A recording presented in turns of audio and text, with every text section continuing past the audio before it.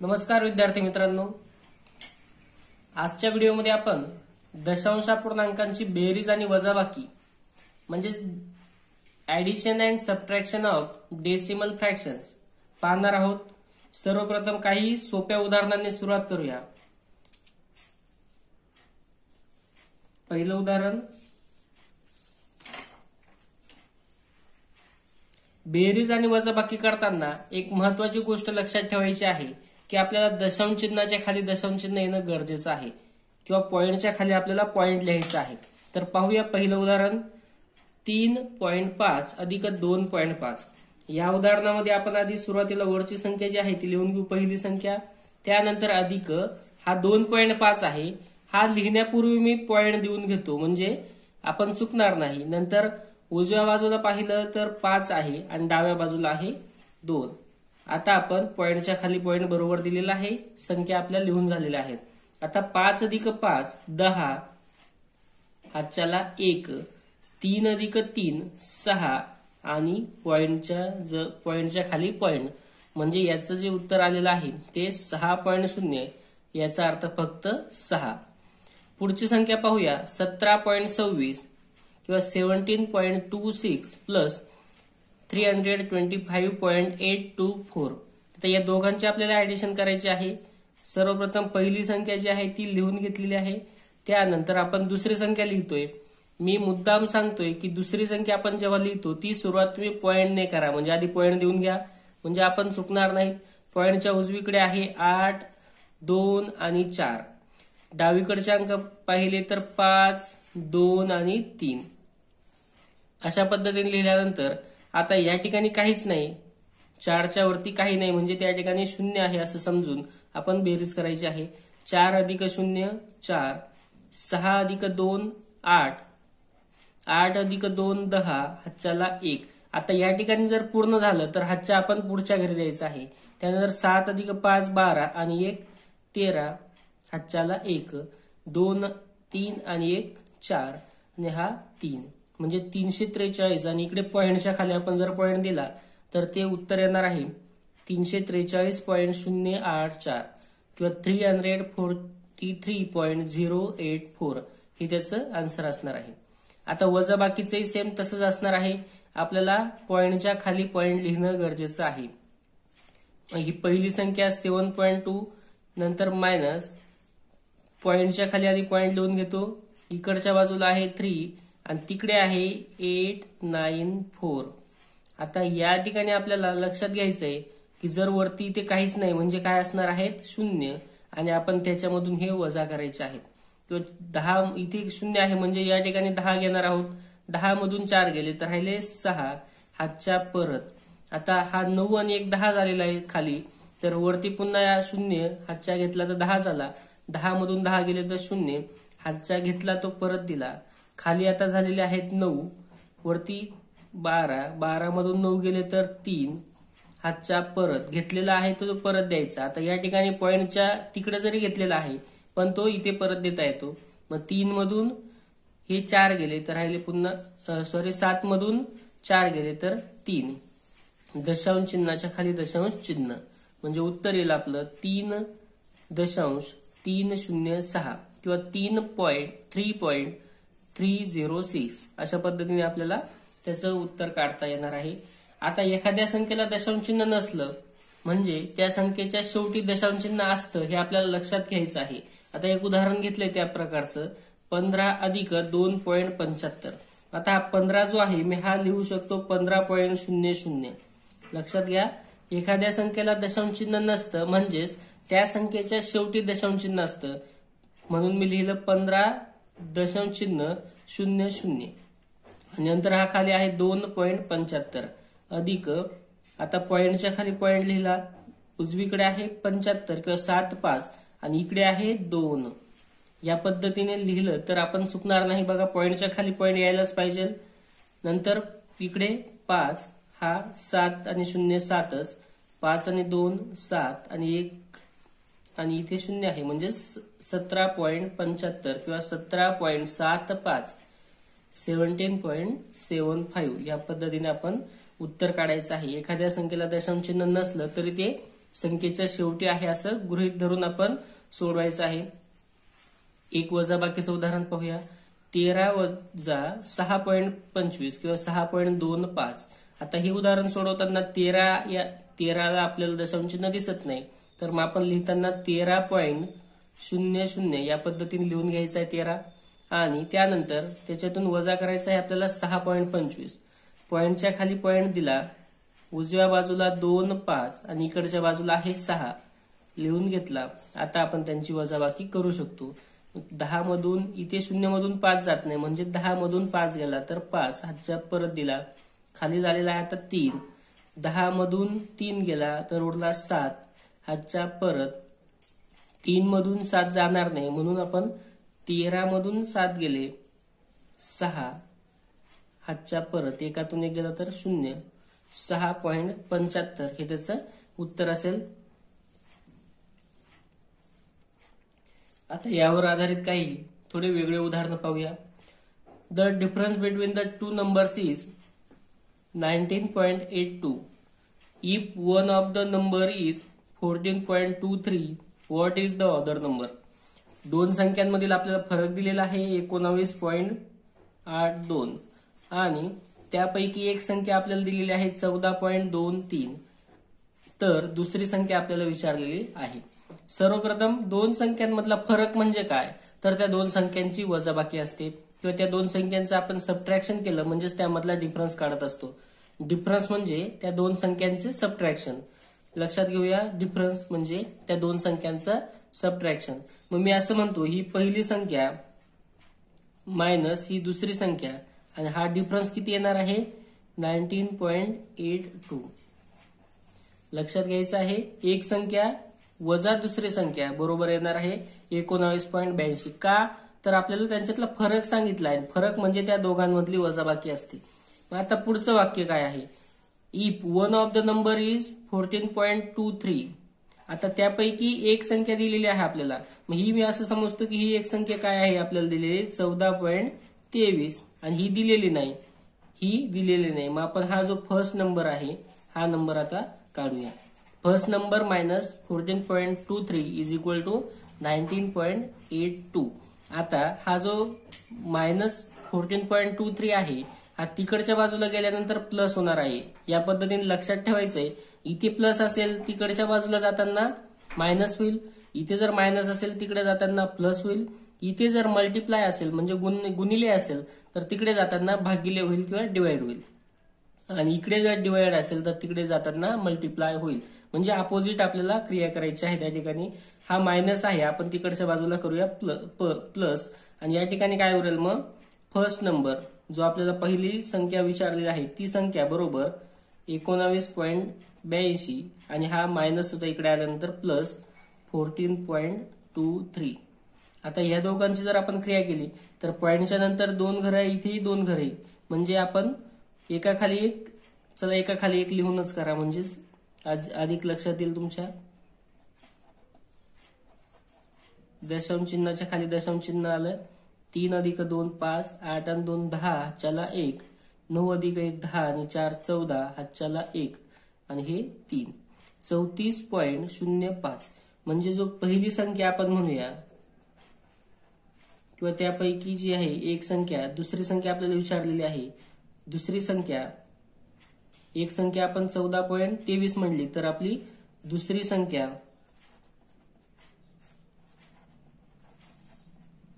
किंवा second number आपण त्याला म्हणूया, तो असणार आहे 34.05 किंवा 34.05.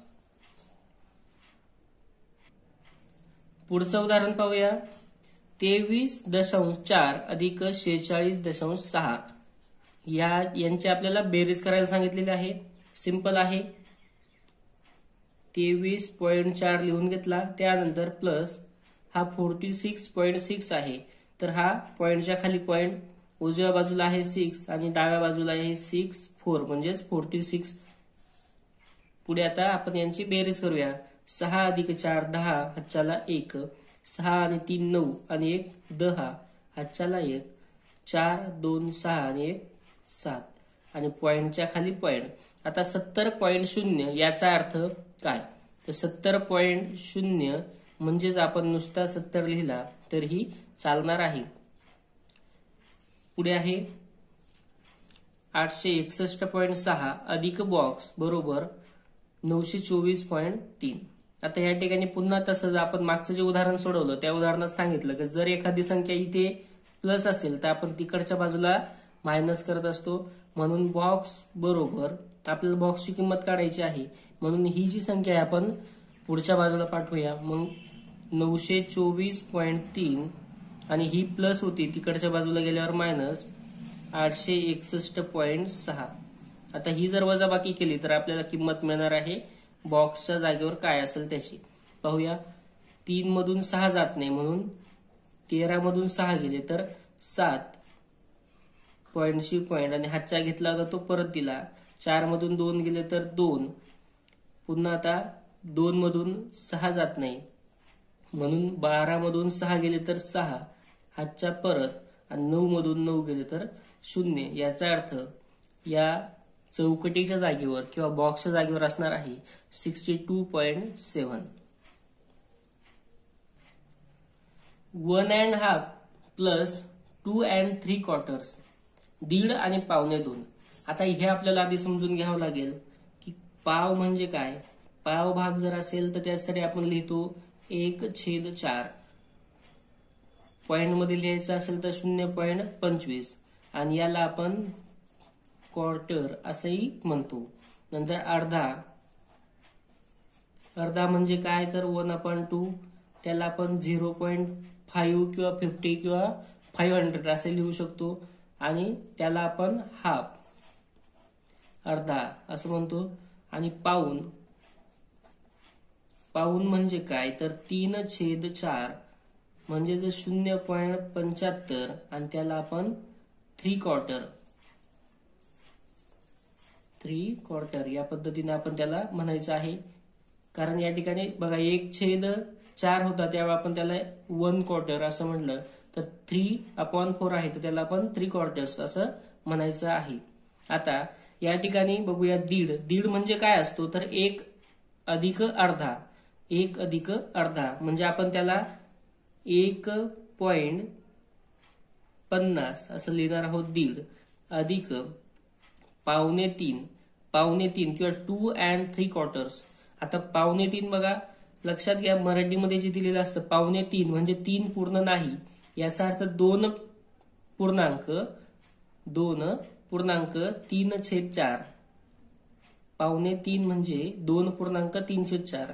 इंग्रजीत मात्र सरळ सरळ दिलेलं असतं की 2 3/4. त्याच्यावरून तुम्हाला लगेच लक्षात येईल 2 3/4 म्हणजे 2.3/4 आणि याला आपण 2.3/4 म्हणजे काय लिहिलेलं आहे आपण 75 म्हणून 2.75 असं आपण त्याला लिहितो.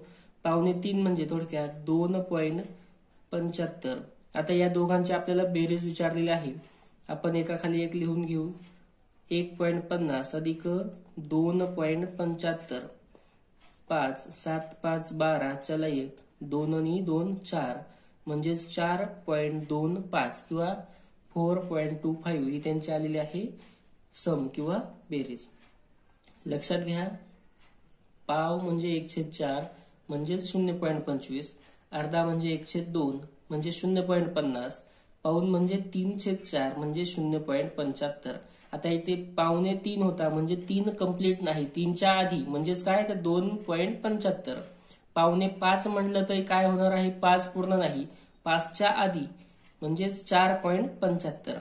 हे आपल्याला लिहायचं आहे, आपण होमवर्क मध्ये ते घेऊया. तर आता 4.25 हे याचं उत्तर असणार आहे. पुढचं उदाहरण पाहूया. Box minus 31.47 is equal to 31.57. which number should be in box? आता बॉक्सच्या जागेवर कोणती संख्या येईल असं विचारलेलं आहे किंवा चौकटीच्या जागेवर कोणती संख्या येईल. पुन्हा एकदा आपण जे आता शिकलो की जर एका बाजूला वजा असेल तर पुढच्या बाजूला जाताना अधिक होईल. इकडे मायनस आहे तर पुढच्या बाजूला नेल्यानंतर प्लस होईल. इकडे जर बॉक्स जसेचा तसा ठेवूया आपण.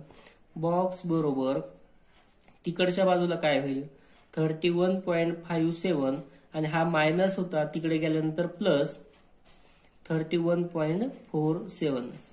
पाहूया काय तर 7 अधिक 7 14 चला 1, 5 अधिक 5 10 चला 1, 3 आणि 3 आणि 3 6 पॉइंटच्या खाली पॉइंट 63.04. हा जो बॉक्स आहे याच्या जागेवर 63.04 आला तरच हे बरोबर असणार आहे. पुन्हा एकदा लक्षात घ्या, जर इकडे मायनस असेल तर पुढच्या बाजूला जाताना प्लस होईल, इथे प्लस असेल तर पुढच्या बाजूला आपण जेव्हा लिहू त्यावेळेस त्याला मायनस करायचा. इकडे मल्टिप्लाय असेल तर इकडच्या बाजूला डिवाइड करायचा आणि जर इकडे डिवाइड असेल तर इकडच्या बाजूला मल्टिप्लाय करायचा. म्हणजेच अपोजिट रिएक्शन करायची आहे, अपोजिट क्रिया करायची आहे त्या ठिकाणी. पुढचा प्रश्न पाहूया. सोपा प्रश्न आहे. 7.7 अधिक 0.7 अधिक 0.70 म्हणजेच याची जी व्हॅल्यू आहे ती फक्त 7 आहे. यानंतर आपण जर काही लिहिला तर त्याला किंमत नसते. थोडक्यात एक सांगतो पहा, जर आपण 5 लिहिलेला आहे 5, या 5च्या आधी 0 लिहिल्यावर किंमतीत फरक पडतो का? तर नाही. या 5च्या आधी आपण किती 0 लिहिले तर आपण त्याला काय म्हणणार आहेत 5. तसंच दशांश चिन्हानंतर असतं.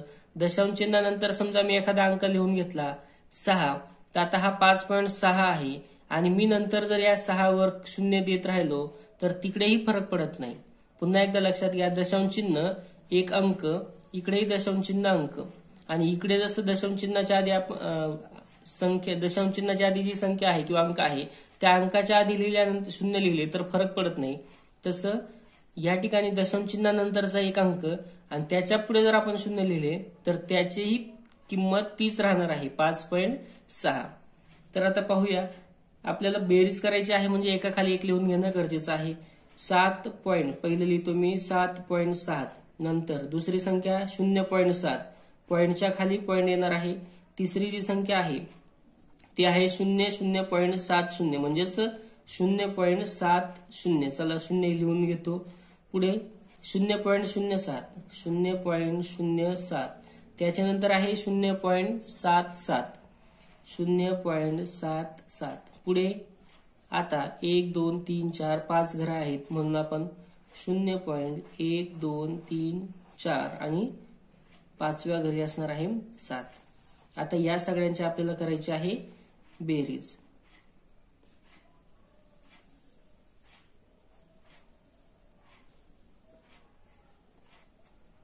प्रत्येक ठिकाणी प्लसचं साइन करूया. इकडे आता बेरीज करताना ज्या ठिकाणी काही नाही त्या ठिकाणी आपण 0 आहे असं गृहीत धरायचं आहे. कारण मी आता सांगितलं या 6 नंतर आपण 0 वाढवले तरी किंमत बदलत नाही. म्हणून आपण या ठिकाणी आता करणार आहोत 5 घरं आहेत म्हणून इथे जर आपण 0.00 लिहून घेतला तर काही फरक पडणार नाही. प्रत्येक ठिकाणी मी तसंच 5 घरं कंप्लीट करून घेतो म्हणजे तुम्ही चुकणार नाही आणि तुम्हाला लक्षात येईल की आपण काय केलं आणि काय करायला पाहिजे. तर या ठिकाणी आता आपण सगळ्यांना सारखं करून घेतले. तर पाहूया 7, पुढे दुसऱ्या घरात अंक नाही म्हणजे 0, 0, या ठिकाणी 7 अधिक 7 14, हातच्याला 1, 1 2 3 4 वेळा 7 आहे म्हणजे 7 चौक 28 आणि 1 29, पुन्हा हातच्याला 2, 7 आणि 2 9, 9.94007 हे त्याचं उत्तर असणार आहे. पुन्हा एकदा लक्षात घ्या, एखादी संख्या जर असेल 3.6 आणि त्याच्यात आपल्याला जर का पुढे काहीच नाही तर आपण 0 लिहू शकतो. म्हणजे मला हीच संख्या 3.600 अशी लिहिता येईल. गरज पडेल आपण त्या पद्धतीने लिहायची आहे. तर आता पुढचं उदाहरण पाहूया. 8 अधिक 7/10 अधिक 9/100. आता या ठिकाणी आपण छेद समान करत बसलो तर आपला बराचसा वेळ वाया जाईल. मग छेद समान न करता आपण दुसरं काय करू शकतो.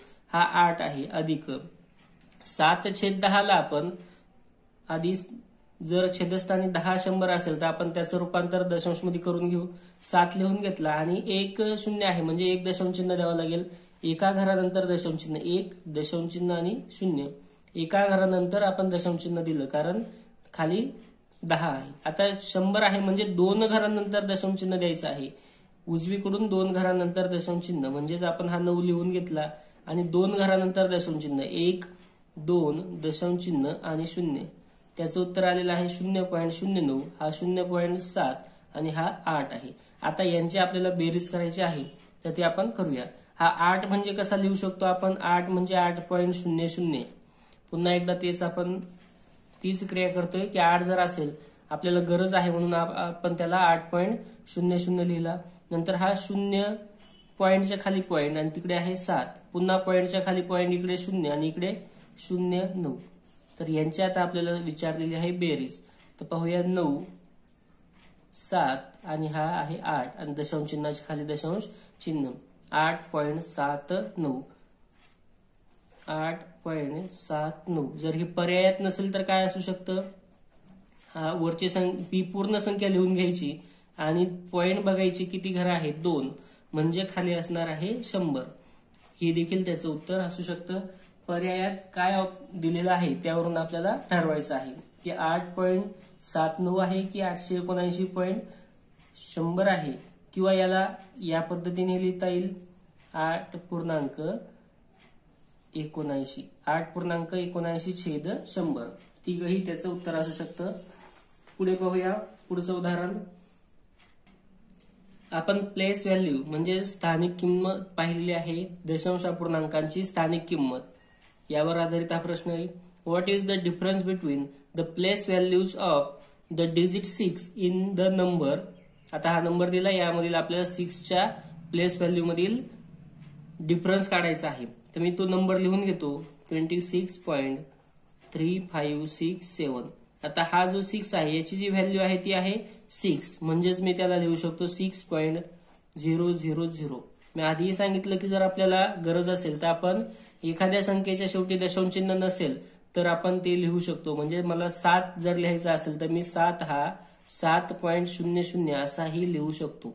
चला आता 6ची स्थानिक किंमत होती फक्त 6, परंतु आपण लिहिताना 6.000 असं लिहून घेतलं. आता या ज्या 6ची किंमत आहे ती खाली लिहितो. ती आहे 0.006. ज्या अंकाची स्थानिक किंमत विचारली आहे तो अंक सोडून बाकी सर्व शून्य आहेत असं समजून आपण लिहून घेऊ. म्हणजे 0.006 ही त्याची किंमत आलेली आहे. पुढे 0 म्हणजे लिहिला नाही तरी चालेल किंवा लिहून घ्या, काय येतं पाहू. 0 फरक विचारलेला आहे म्हणजे त्यांच्यात आपण वजाबाकी करायची आहे. 10तून 6 गेला तर 4 हातच्या परत. 10तून 1 गेला तर 9 हातच्या परत. 10तून 1 गेल्यानंतर पुन्हा 9 हातच्या परत. आणि 6 मधून 1 गेला तर 5. पॉईंटशी पॉईंट म्हणजे 5.994 किंवा 5.994 हे त्याचं उत्तर असणार आहे. आता पुढे जर एखादा 0 असेल तर तो आपण नाही लिहिला तरी चालतो. पुन्हा एकदा सांगतो, आपण जर मला 4.50 तिथे उत्तर दिसते आणि जर पर्यायात फक्त 4.5 असेल तर हे देखील बरोबर आहे, कारण पॉईंट नंतर अंकानंतर एखादा 0 आला, लिहिला नाही तरी चालेल. हीच संख्या मला लिहायची गरज पडली तर मी असेही लिहू शकतो 4.500, 4.5, 4.50 या सगळ्यांची जी किंमत आहे ती सारखीच आहे. पुन्हा एकदा त्याच प्रकारचा प्रश्न आलेला आहे 10.5. 10.5 म्हणजे 10 आणि अर्धा. 10 आणि अर्धा आपण लिहितो 10.5 किंवा 10.50. आणि 2.25. आता 2.25 म्हणजे काय? 2 आणि पाव भाग. 2 आणि पाव म्हणजे 2.25 या पद्धतीने आपल्याला लिहायचं आहे. पुन्हा एकदा लक्षात घ्या 10.5. 10.5 म्हणजे 10 आणि अर्धा. 10.5 हा 10 आणि हा हाफ आहे म्हणजे 0.5 किंवा 0.50. आणि नंतर 2.25 म्हणजे 2.25 हे त्याचं आपण रूपांतर करून घेतलं. आणि या दोघांची आपल्याला विचारलेली आहे बेरीज. आता बेरीज करत असताना आपण एकाखाली एक लिहित असतो, म्हणजे 10.50 अधिक 2.25 या दोघांची बेरीज केली. 0 अधिक 5 5, 5 अधिक 2 7, पॉईंटशी पॉईंट येईल. 0 आणि 2 2, 1 म्हणजे 12.75 हे त्याचं उत्तर असेल. आणि हे जर आपल्याला या प्रकारे नसलं तर अजून किती प्रकारे लिहिता येतं हेही महत्वाचं आहे. कारण 12.75 हा आपण लिहू शकतो 13.5 किंवा 12 and 3/4 या पद्धतीने लिहिता येईल. किंवा दुसरं आहे 12.3/4 असंही लिहिता येईल. 12 इंटिजर 3/4 हे देखील त्याचं आन्सर असू शकतं पर्यायामध्ये. त्यामुळे आपण चारही बाजूने विचार करायचा आहे की जर उत्तर आलंय, काही वेळा उत्तर येऊन सुद्धा आपण पर्याय योग्य निवडू शकत नाही. त्यावेळेस आपल्याला हे माहित असायला, जर हे माहित असलं की हा 12.75 म्हणजेच 12.5 म्हणजेच 12 and 3/4 किंवा 12.3/4 किंवा 12 इंटिजर 3/4 आहे, तर आपण कोणत्याही प्रकारे विचारला ऑप्शन तरी आपण उत्तर लिहू शकतो. अशा प्रकारे आज आपण बेरीज आणि वजाबाकी, दशांश पूर्णांकांची बेरीज आणि वजाबाकी यावरील काही उदाहरण सोडून घेतले. उर्वरित भाग पुढील व्हिडिओमध्ये. थँक्यू.